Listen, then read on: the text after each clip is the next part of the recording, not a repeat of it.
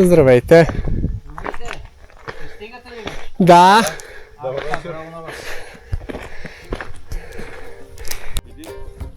Къде? Да. Валко, ти къде ще разпъваш? Валката ще е тук.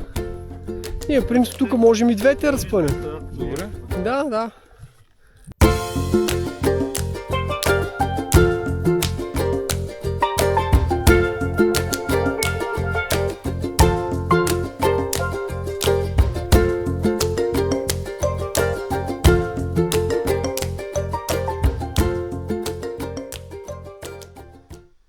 Добро утро. И ето светло лагера ни от снощи.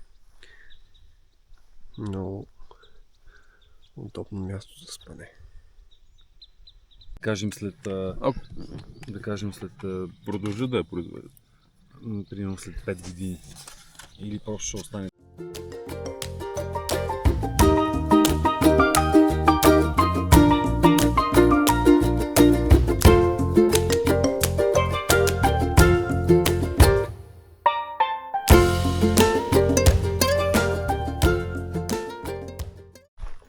Тук царския имот.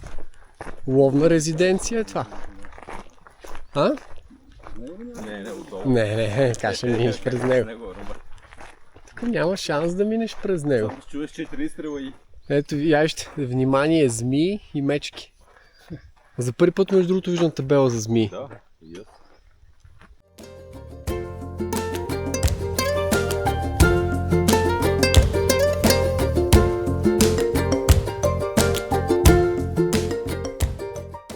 Видяхме един заслон, който е отворен и ще дойдем хем да видим какво има вътре, хем да го затворим. Паднал му е покрива. Ама пак. При буря. Да, при буря.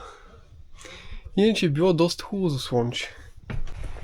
Долината към хижа за врачица, която далечината, не съм сигурен дали се вижда на клипа. Ето тук се намира, точно така. Много топло време. Нищо, че сме на високо. На около 2100 сме тук. Жегата е голяма. Търсим някое вирче, малко да се разхладим. И стигнахме хижа за врачица. От хижа Чакър Войвода до тук са около 9,7 км, които ние взехме с сравнително лежерно темпо и 2 почивки за 3 часа и 15 минути. Това е истински шеф готвач. Това е най-вероятно предходното ферма, защото си двата са много модела. Може би колко време кара. Домашно приготвена лиофилизирана храна. Варим си пастата и отделно в едно плик сме си помешали сирената. Сега да дозабъркаме лиофилизираната храна. Първо изляхме малко вода. Така. И сега вече... Ебе съм силен. Ага.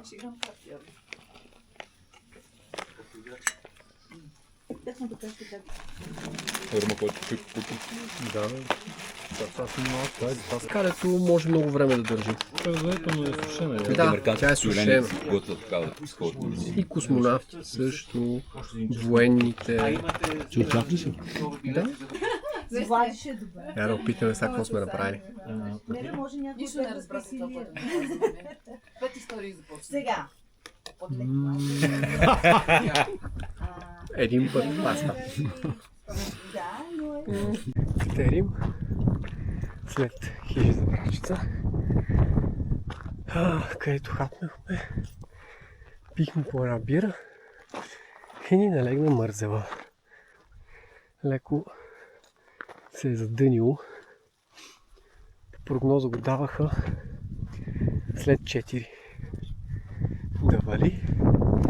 Ама може и да изпревари. Защото е точно в нашата посока. Ние имаме още много малко изкачване и започваме да спускаме към хижа Грънчар. Вече стана доста мрачно. Срещнахме едни хора, които казаха, че са били и те в посока Грънчар. Обаче времето ги е върнало. Да видим сега какво ще се случи с нас. Дали ще успее да ни върне. Започне да се гърми. Да. Надясно е за Мусала.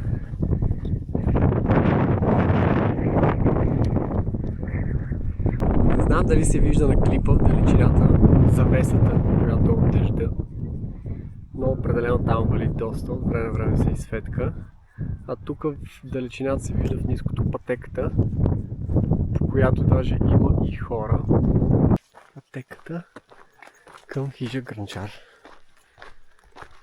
Наближаваме хижата. Имаме, ако не се лъжа, под 4 км. Но доста време вече ходим ето такава, в такава пътечка измежду клековете, която обаче е доста добре почистена. Никой не можа да познае кой е върха, който се пада зад Валю. Няма, аз ако ви дам жокер и вие ще познаете, вие не сте чак толкова глупави. Идеята беше някой го почерпа една бира после. В далечината се вижда вече целта ни за днес, която е хижа Грънчар. А пък ето това мисля, че е седовината Джанка, откъдето минава маршрута, който е от връх Мусала към Рибни езера. Както и дългото трасе на състезанието по планинско бягане Adventure Skyrun. Сега да видим дали правилно съм видял подходящо място за палатката. Другите обаче намериха друго място по-близо до водата. Ето тук ще спим.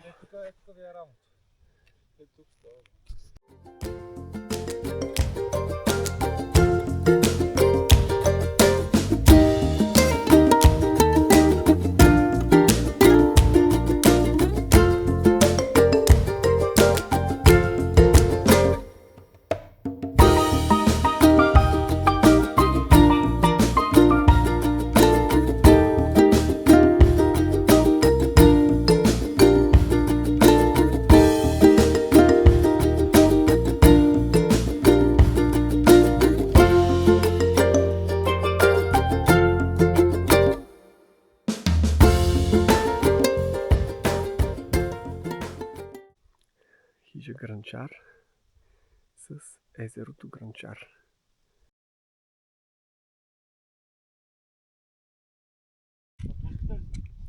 Подсичаме Върховчарец и продължаваме към голям близнак, малък близнак и в далечината Мусала. В близост Валю. Дай знака, дай знака.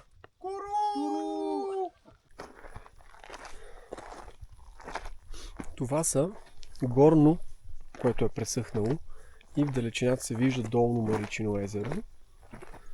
Това над тях, ако не се бъркаме, връх Манчо. Много красив траверс е горе по билото, но не ни влизаше в маршрута да го направим. Така че ще има повод да се върнем отново в този район. Задънило се. Най-вероятно ще ни вали днес. Все по-близо сме до Мусала. жегата е голяма. Нищо, че сме на толкова високо. Слънцето направо изгаря кожата. Има някакви облаци все още, но не знам дали ще ни разходят. Ще разберем по-късно.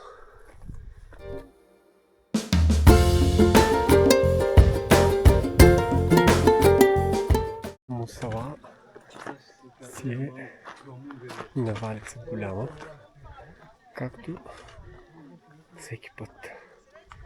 Тук на върха в хубаво време.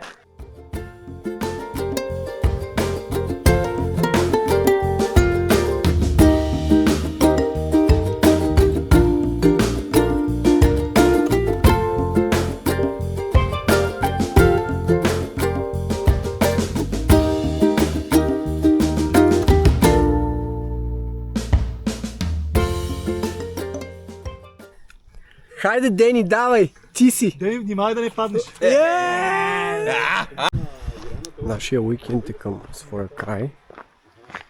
Слизаме по мусаренска пътека, която е много дълга и отекчителна, както надолу, така и нагоре. След около час ще приключи нашият, така да го кажем, 3-дневен уикенд в Рила, който 3-дневен сигурно казано, защото започна в петък вечерта.